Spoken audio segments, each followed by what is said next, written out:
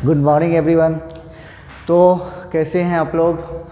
तो नया चैप्टर में मज़ा आ रहा है? अभी तो मज़ा नहीं आ रहा होगा क्योंकि अभी शुरुआती है। धीरे धीरे बहुत मज़ा आएगा इस चैप्टर में। काफ़ी इन्जॉय करने वाला चैप्टर है ये, ठीक है। इसमें आपको बहुत सारा वो आपको क्या कहते हैं, घर में दिवाली में क्या बनाते हैं वो सभी बनाना पड़ेगा। एनीवे चलो, तो लास्ट लेक्चर में हमने क्या देखा था, कुछ इम्पोर्टेंट टर्म पढ़े थे और आपको होमवर्क के तौर पे मैंने क्या कहा था कि आपको वो ग्रुप नंबर जो है वो याद कर लेना है। ग्रुप नंबर में जो भी एलिमेंट है वो याद करना है क्योंकि उसकी हमें ज़रूरत पड़ेगी। ओके चलिए, तो आज हम लोग शुरू करते हैं अपना केमिकल बॉन्डिंग का आगे का पोर्शन। तो हेडिंग डालेंगे काउज ऑफ बॉन्डिंग, यानी पहला ये बॉन्डिंग होती क्यों है, आखिर ये सब बॉन्डिंग क्यों होती, क्यों करते हैं। एटम जो है एक दूसरे से मिलके, जैसे वाटर मॉलिक्यूल है तो उसमें 2 हाइड्रोजन एटम है और एक ऑक्सीजन एटम है, दोनों सब अलग अलग है। H2 मॉलिक्यूल है तो एक अकेले क्यों नहीं रहा, वो अब दोनों मिल क्यों गया, तो उसका रीज़न क्या है, तो वो हमें जानना है। तो काउज ऑफ बॉन्डिंग, इसको समझने के लिए सबसे अच्छा तरीका है, ऐसे समझ लो कि इलेक्शन होता है।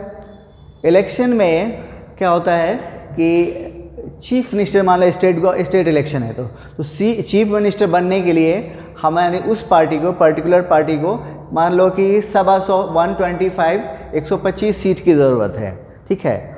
और इलेक्शन हुआ, इलेक्शन में उस पार्टी को और भी जो पार्टी थी, किसी भी पार्टी को 125 सीट नहीं आई।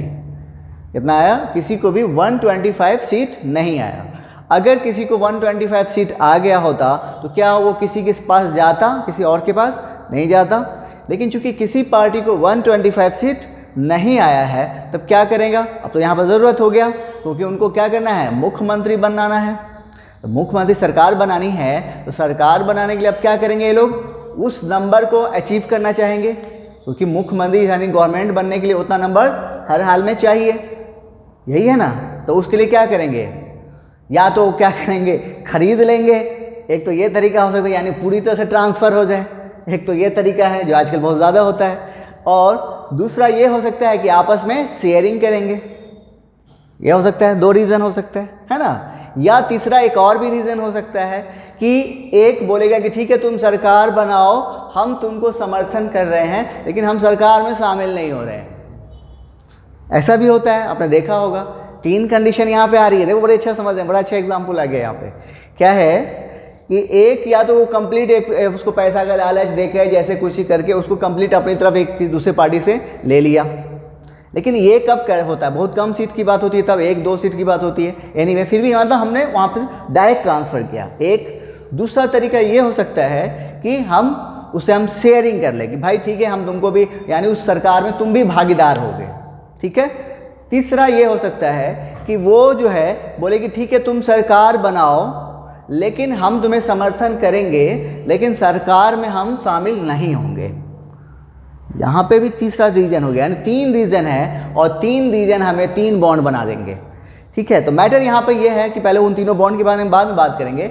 यानी वो क्या है, वो सरकार बनाने के लिए जो नंबर है उसको अचीव करना चाहता है, अगर वो अचीव नहीं करेंगे तो वो सरकार नहीं बनेगी। उसी तरीके से ऐसा शुरुआती दौर में पाया गया कि इनर्ट गैस जो होते हैं, हम लोग 18 ग्रुप नंबर 18 वो क्या है, सभी इनर्ट गैस हैं। उनका जो स्टेबल कॉन्फ़िगरेशन होता है, आउटरमोस्ट सेल इलेक्ट्रॉनिक कॉन्फ़िगरेशन, उनके पास स्टेबल इलेक्ट्रॉनिक कॉन्फ़िगरेशन होता है, ठीक है। और स्टेबल इलेक्ट्रॉनिक कॉन्फ़िगरेशन होने की वजह से वो स्टेबल होता है और यही वजह है कि बाकी दूसरे एटम के एलिमेंट जो हैं, दूसरे एलिमेंट के एटम जो हैं वो क्या करते हैं कि वो भी उसके जैसा बनना चाहते हैं। किसके जैसा? इनर्ट गैस के जैसा अपने आप को क्या करना चाहते हैं, अपना वो कॉन्फ़िगरेशन अचीव करना चाहते हैं।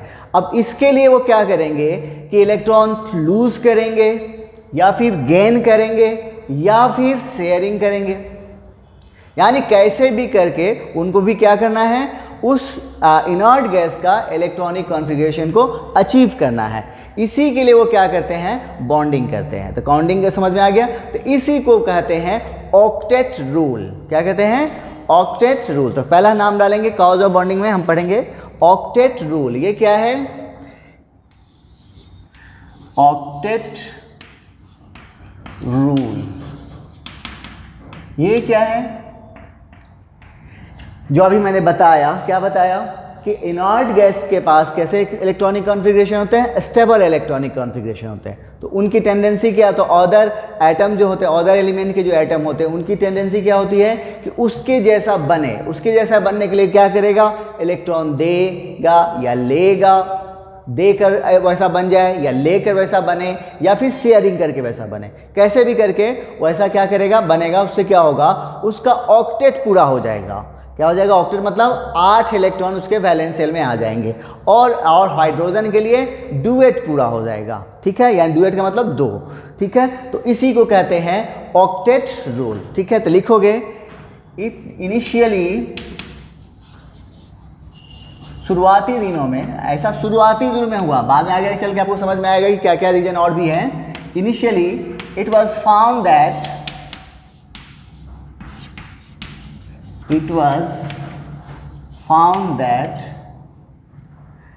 inert gas, या फिर इसको एक और नाम से जानते हैं, क्या कहते हैं? नोबल गैस, या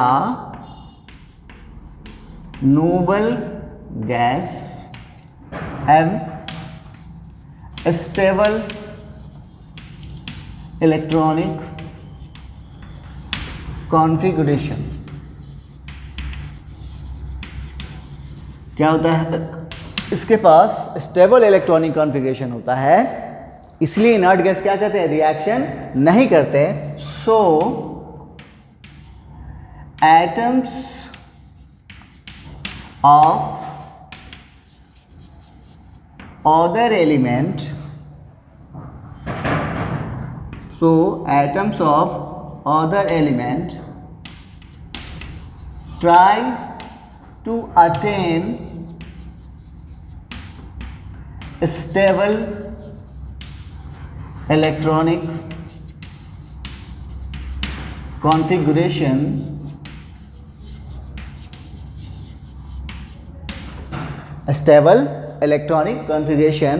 by लूज इलेक्ट्रॉन छोड़ के, या गेन लेके, या बाय शेयरिंग करके। ठीक है, attain stable electronic configuration by lose, gain, या फिर by sharing of electrons. Okay, इसी को क्या कहते हैं? ऑक्टेट रूल कहते हैं। समझ में आ गया? चलो जल्दी से नोट कर लो। तो ये शुरुआती दिनों में इस बॉन्डिंग का काउज था। कौन सा? Octet rule. चलिए जल्दी से नोट कर लो। कर लिए? अब आइए, अब हम लोग अब बॉन्ड शुरू कर सकते हैं। ये हमें मालूम हो गया कि बॉन्डिंग का रीज़न क्या है? ऑक्टेट रूल है। सभी क्या चाहते हैं कि इनर्ट गैस के जैसा कॉन्फ़िगरेशन अचीव करना, है ना? तो हम लोग पहला बॉन्ड पढ़ रहे हैं। कौन सा हमारे पास स्ट्रॉन्ग बॉन्ड में कौन कौन थे? इलेक्ट्रोवैलेंट यानी आयनिक, कोवैलेंट, कोऑर्डिनेट और मेटेलिक। तो पहले हम लोग बात करेंगे आयनिक बॉन्ड की। आयनिक बॉन्ड पढ़ने से पहले थोड़ा सा एक नोट करके पॉइंट लिखोगे। ग्रुप नंबर,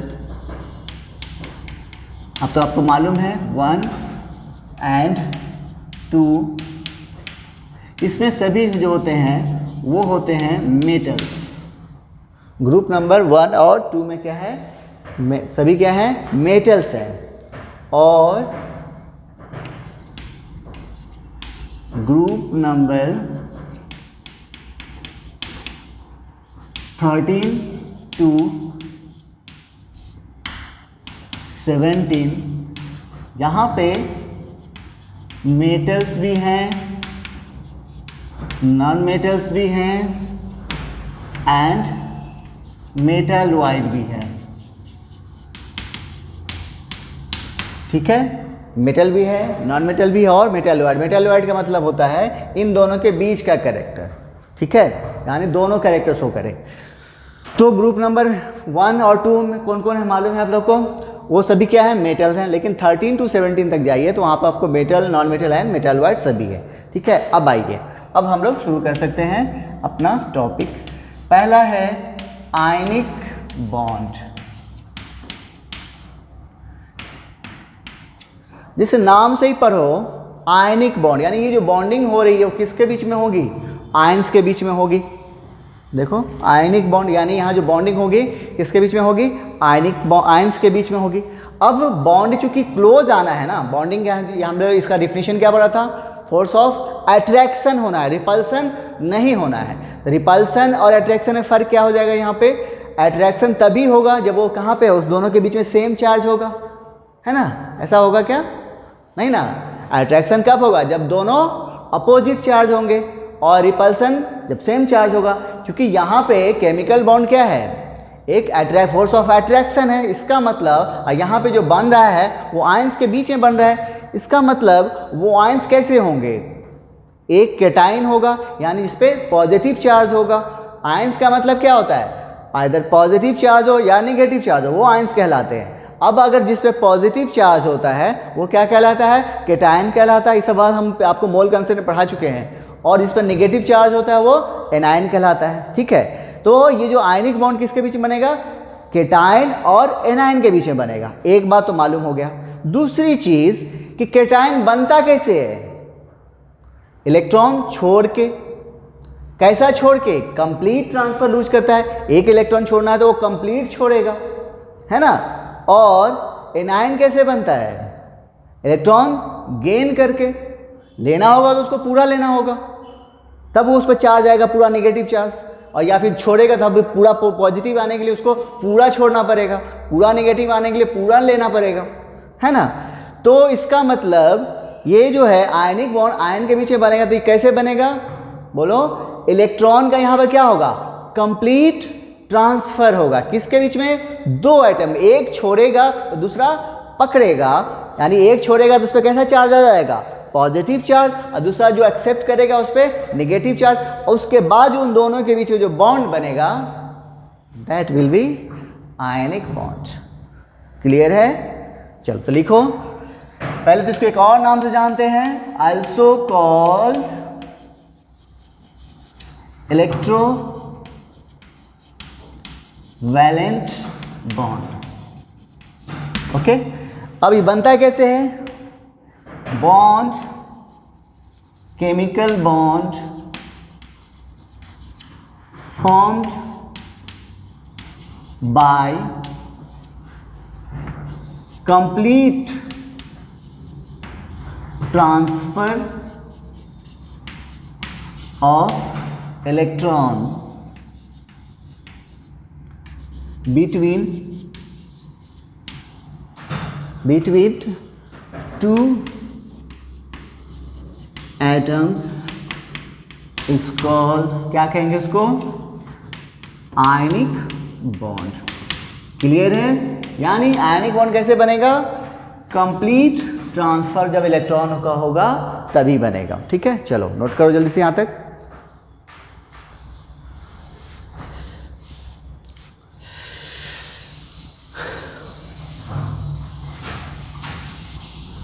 ओके अच्छा, अब ये तो हमें मालूम हो गया कि कंप्लीट ट्रांसफर हो रहा है इलेक्ट्रॉन का, है ना। तो इलेक्ट्रॉन का मतलब एक इलेक्ट्रॉन, कंप्लीट ट्रांसफर का मतलब यहाँ पे ये होगा कि एक इलेक्ट्रॉन छोड़ रहा है, तो यानी इलेक्ट्रॉन दे रहा है। तो इलेक्ट्रॉन देता कौन है, यहाँ मिटा दिया, मेटल देता है या नॉन मेटल।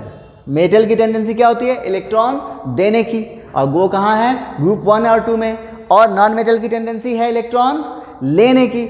मतलब जो देगा वो उस पर कैसा चार्ज आएगा, पॉजिटिव चार्ज, और जो लेगा वो नेगेटिव चार्ज। मतलब आयनिक बॉन्ड किसके बीच में बनेगा, मेटल और नॉन मेटल के। आइए देख लीजिए इसका एग्जाम्पल। जैसे मैं एग्जाम्पल ले रहा हूँ, एक है Na, ठीक है, और दूसरा है Cl। ठीक है, अब देखो इसके वैलेंस शेल में इलेक्ट्रॉन, इसका जो इलेक्ट्रॉनिक कॉन्फ़िगरेशन ड्रॉ करोगे तो कैसे लिखोगे, 281 लिख सकते हैं। देखो तो 1s2 2s2 2p6 3s1 हुआ ना।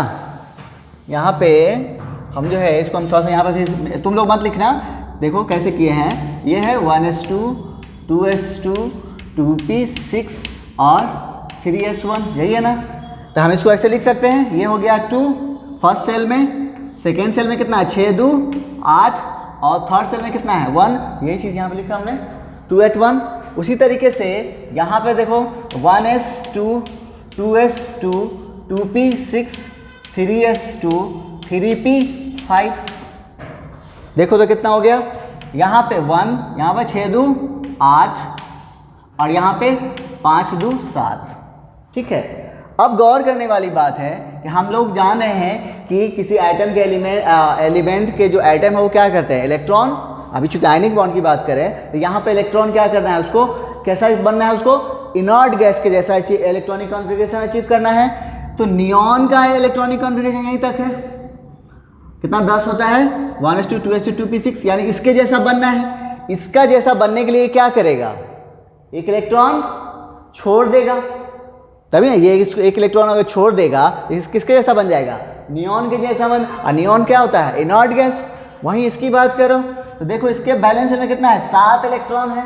अगर इसको एक इलेक्ट्रॉन और मिल जाए तो कैसा हो जाएगा, ये आर्गन के जैसा नहीं हो जाएगा। आर्गन क्या होता है, इनर्ट गैस, यानी ये किसके जैसा बन जाएगा, इलेक्ट्रॉन छोड़कर नियॉन के जैसा, और ये एक इलेक्ट्रॉन एक्सेप्ट करके आर्गन के जैसा। कॉन्फ़िगरेशन इसका वैसा हो जाएगा, तो ये क्या हो गया, स्टेबल हो गया। तो देखो इसकी भी स्टेबिलिटी बन गई और इसकी भी स्टेबिलिटी बढ़ गई। ये इसका हो गया आपको नियॉन के जैसा स्टेबिलिटी इलेक्ट्रॉनिक कॉन्फ़िगरेशन, और इसका आर्गन के जैसा हो गया। ठीक है, तो यहाँ पे क्या हुआ, तो इसका कॉन्फ़िगरेशन क्या है 2 8 7, यही है। तो यहाँ पे क्या होगा, ये एक इलेक्ट्रॉन क्या होगा, ट्रांसफर होगा, 1 इलेक्ट्रॉन ट्रांसफर होगा। जब ट्रांसफर हो गए कैसा हो जाएगा, इस पे कैसा चार्ज आ जाएगा, प्लस, और इस पे कैसा चार्ज आएगा, माइनस। अब इन दोनों के बीच में इसका कॉन्फ़िगरेशन अब क्या हो गया 2 8, और ये क्या हो गया 2 8 8। ये कॉन्फ़िगरेशन किसका है, इलेक्ट्रॉनिक कॉन्फ़िगरेशन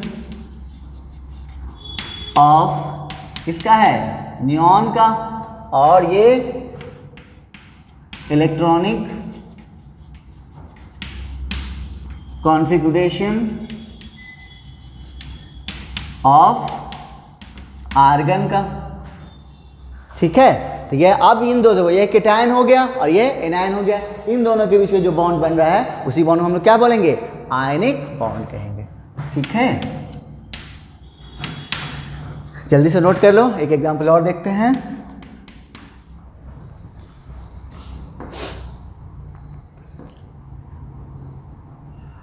ठीक है, चलो दूसरा एग्जांपल देखो।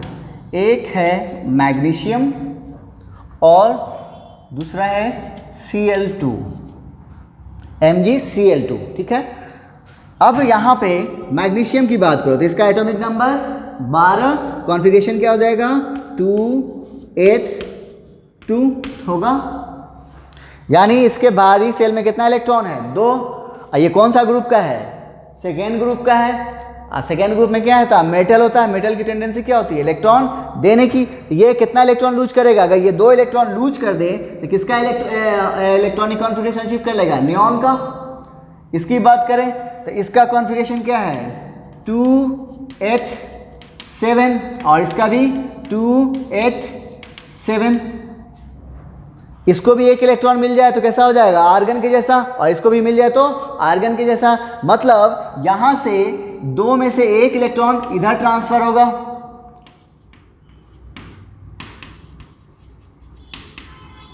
और दूसरा इलेक्ट्रॉन कहां ट्रांसफर होगा, यहां होगा। ओके, तो इस तरह से यहां पे क्या बन गया, मैग्नीशियम चूंकि कितना इलेक्ट्रॉन लूज किया, 2 इलेक्ट्रॉन लूज किया, इस पर चार्ज कितना आ जाएगा, +2 आ जाएगा, और इसका कॉन्फ़िगरेशन क्या हो जाएगा 2 8 हो जाएगा। और क्लोरीन ने कितना, इस क्लोरीन ने कितना एक्सेप्ट किया 1, इसने भी कितना किया 1, तो यहाँ पे क्या होगा Cl- और Cl-। अब इन दोनों के बीच में जब बॉन्डिंग बनेगी यहाँ पे, तो ये कौन सी बॉन्डिंग होगी, आयनिक बॉन्डिंग होगी। यानी यहाँ पे क्या हो गया 2 8 8, और यहाँ पे भी हो गया 2 8 8। समझ में आ गया, जल्दी से नोट करो, एक और एग्जांपल बता देते हैं।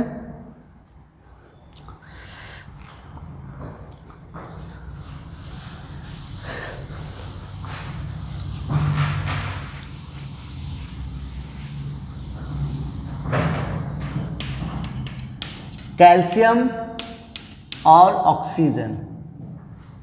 चलो कैल्शियम का इलेक्ट्रॉनिक कॉन्फ़िगरेशन बोलो, 2 8 8 और 2, यही होगा 8 8 2 16 4 20 होता है ना, 3p6 उसके बाद 4s2, तो यहाँ पे हो गया, ये हो गया कैल्शियम का। ऑक्सीजन की बात करो तो 2 और 6 यही है। देखो अगर ये 2 इलेक्ट्रॉन छोड़ दे तो किसके जैसा होगा, आर्गन के जैसा। कैल्शियम अगर 2 इलेक्ट्रॉन लूज कर दे तो किसके जैसा इलेक्ट्रॉनिक कॉन्फ़िगरेशन अचीव करेगा, आर्गन के जैसा। और ये 2 इलेक्ट्रॉन एक्सेप्ट कर ले तो नियॉन के जैसा। इसका मतलब यहां से क्या होगा, 2 इलेक्ट्रॉन ट्रांसफर होंगे, ठीक है। जब 2 इलेक्ट्रॉन ट्रांसफर होगा तो कैल्शियम ने कितना इलेक्ट्रॉन लूज किया, 2 इलेक्ट्रॉन, इसलिए इस पर चार्ज कैसा आएगा, डबल प्लस। और ऑक्सीजन ने कितना इलेक्ट्रॉन गेन किया, 2 इलेक्ट्रॉन, इसलिए इस पर कैसा आएगा, -2। अब इसकी कॉन्फ़िगरेशन क्या हो गई, 2 8 8 और इसकी क्या हो गई, 2 8।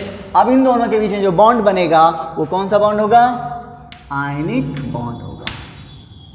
कोई दिक्कत यहाँ तक नहीं। चलो जल्दी से नोट करो, यहाँ तक आगे बता रहे हैं।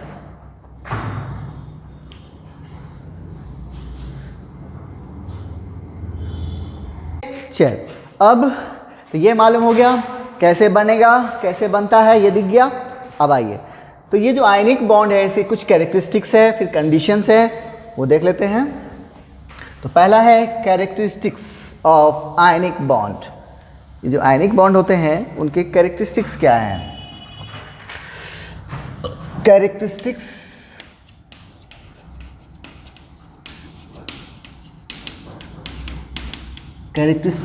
ऑफ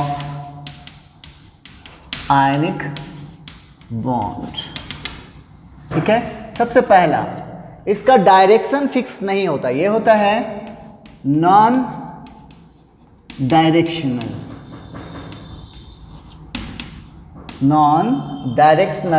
इन नेचर, ठीक है। आयनिक बॉन्ड कैसे होते हैं, नॉन डायरेक्शनल होते हैं, एक बात। दूसरा चीज, अब देख रहे हो कि जो इलेक्ट्रॉन, ये जो आयनिक बॉन्ड बन रहा है किसके बीच में बन रहा है, एक इलेक्ट्रॉन छोड़ रहा है, यानी देने वाला क्या होता है, कैटायन, और दूसरा एक एक्सेप्ट कर रहा है, एक्सेप्ट करने वाला क्या होता है, इलेक्ट्रॉन को एक्सेप्ट, सॉरी नॉन मेटल, देने वाला मेटल और लेने वाला नॉन मेटल, है ना।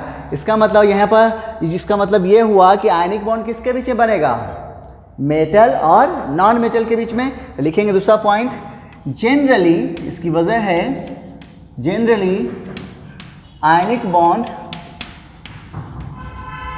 फॉर्म्ड बिटवीन, किसके बीच में, metals and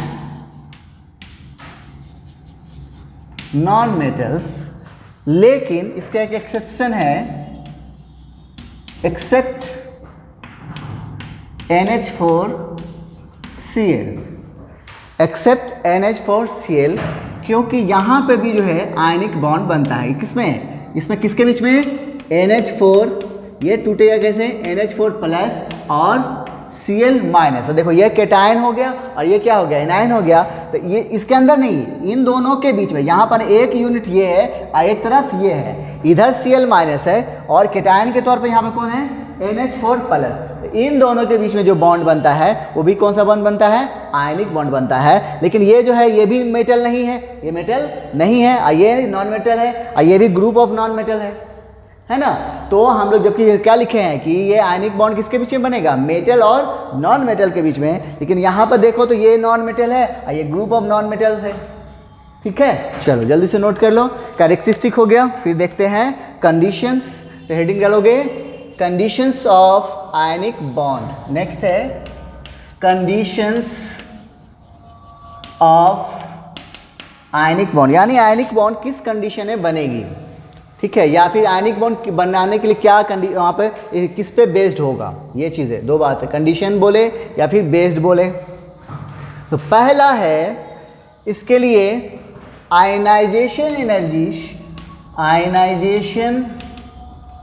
energy energy should be, आगे लिखने से पहले मैं आपसे पूछूंगा, बोलो आयनाइजेशन एनर्जी क्या होती है?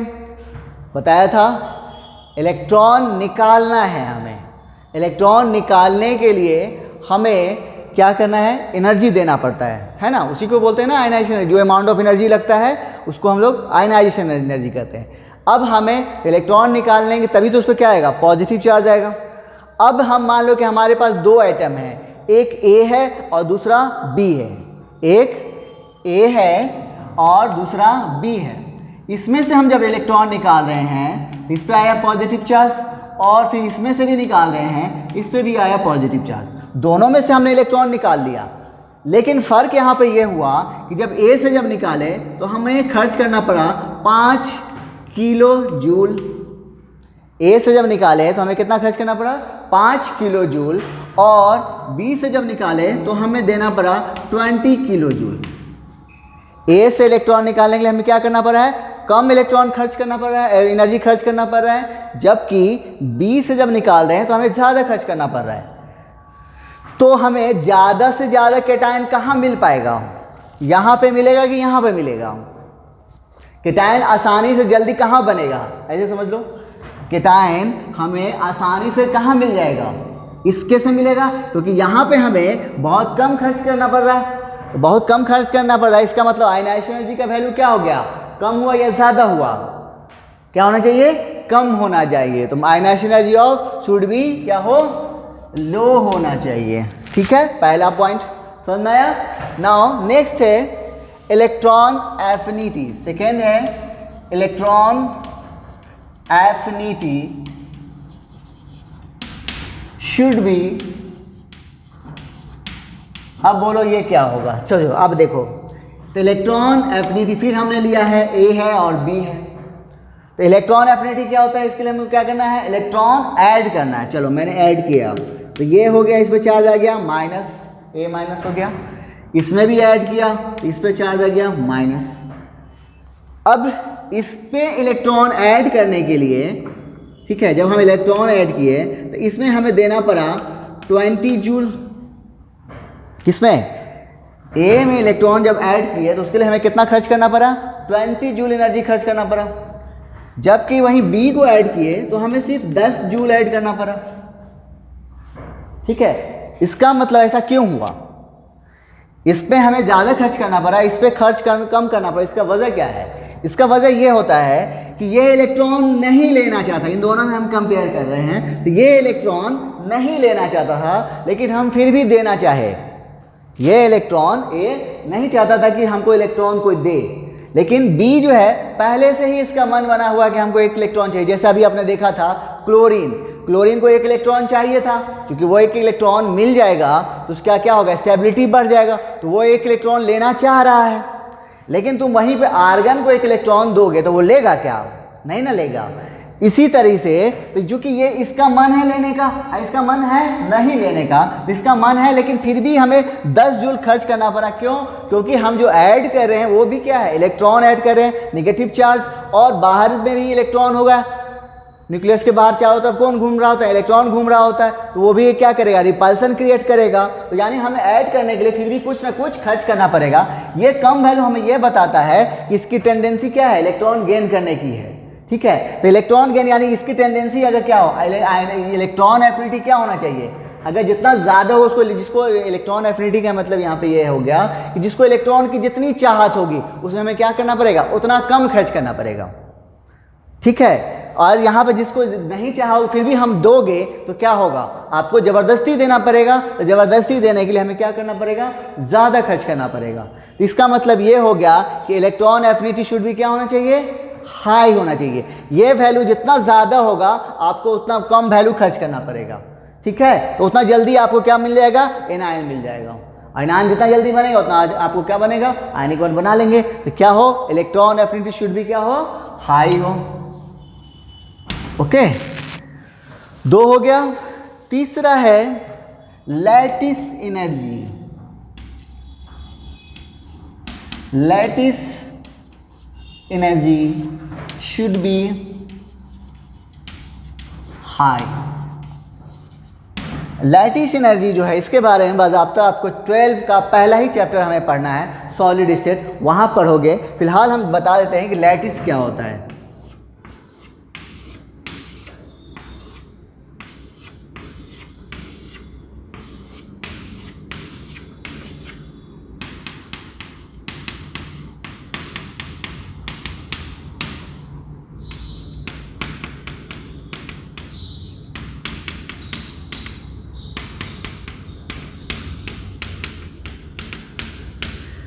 इसी को बोलते हैं कलेक्टिवली लैटिस कहते हैं।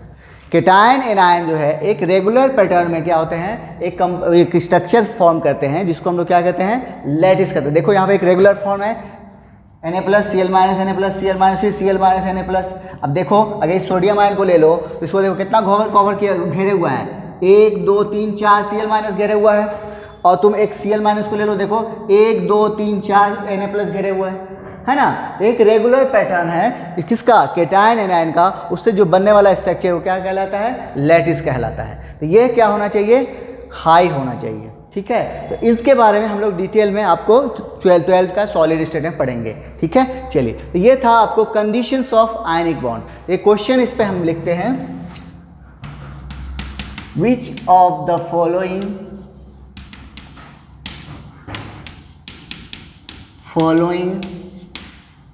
conditions are needed for ionic bond। पहला, ionization energy should be low। दूसरा, electron affinity should be high. तीसरा, lattice energy should be high. And the fourth one, all of the above. All of the above. बोलो क्या होगा answer, क्या हो जाएगा हमारा, फोर्थ ऑप्शन हो जाएगा, ठीक है। चलो जल्दी से इसको नोट कर लो, फिर इसके बारे में बात करते हैं थोड़ा सा और आगे।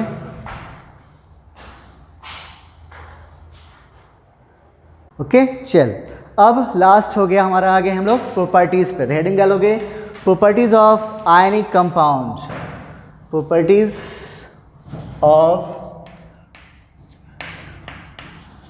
Properties of ionic compound. Ionic compound क्या होता है, वो कंपाउंड जो आयनिक बॉन्ड के थ्रू बनता है उसे हम क्या कहेंगे, ionic compound. Compound which is formed by,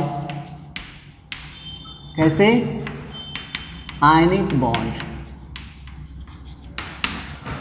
जो क्या हो, आयनिक बॉन्ड के थ्रू बना हो उसे हम क्या कहेंगे, आयनिक कंपाउंड कहेंगे। तो पहला क्या प्रॉपर्टीज की बात करो तो आयनिक बॉन्ड जो है कैसा नेचर का होगा, सॉलिड होगा, लिक्विड होगा या गैस होगा। अब खुद सोचो, आप 3 चीज़ हमें दिया गया है। अब ने देखा कि आयनिक बॉन्ड जो है बनता कैसे है, केटायन और एनायन, और वो भी कंप्लीट चार्ज है। तो दोनों एक दूसरे को क्या करेंगे, बहुत क्लोज आएंगे, है ना। और हम लोग जानते हैं कि इंटर एटॉमिक डिस्टेंस जो होता है, सॉलिड, लिक्विड और गैस की बात करें तो सॉलिड में क्या होता है, बहुत कम होता है, बहुत क्लोज होते हैं ये सब एटम। लिक्विड में उससे थोड़ा सा गैप बन जाता है, और गैस से तो बहुत दूरी होती है। तो चूंकि यहाँ पे आयनिक बॉन्ड में क्या हो रहा है, बहुत क्लोज है, इसका मतलब ये किस स्टेट में पाया जाएगा, एट रूम टेम्परेचर पे क्या होगा, सॉलिड में होगा। कैसे होगा, सॉलिड एट रूम टेम्परेचर। आप टेम्परेचर बढ़ा दोगे तो इसका फेज चेंज हो ही जाएगा, है ना। लेकिन यही देखो ये क्या है, सॉलिड है ये। अच्छा, उसके बाद दूसरा जो कि सबसे इंपॉर्टेंट पॉइंट है, बराबर कई बार ये क्वेश्चन आया है, ये इलेक्ट्रिसिटी कंडक्ट करता है, do not conduct electricity in solid state. ये क्या करेगा, आयनिक कंपाउंड जो है इलेक्ट्रिसिटी कंडक्ट नहीं करेगा, किस स्टेट में, सॉलिड स्टेट में, बट कंडक्ट इलेक्ट्रिसिटी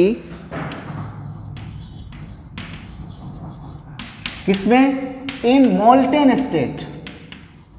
मोल्टेन मतलब पिघला हुआ, मोल्टेन स्टेट, या फिर इन एक्वस कंडीशन यानी पानी में।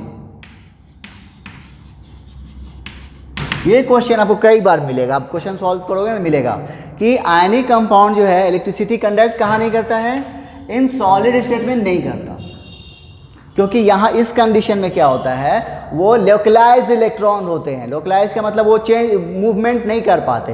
जब मूवमेंट, इलेक्ट्रॉन मूवमेंट नहीं करेगा तो इलेक्ट्रिसिटी कंडक्ट नहीं होगी।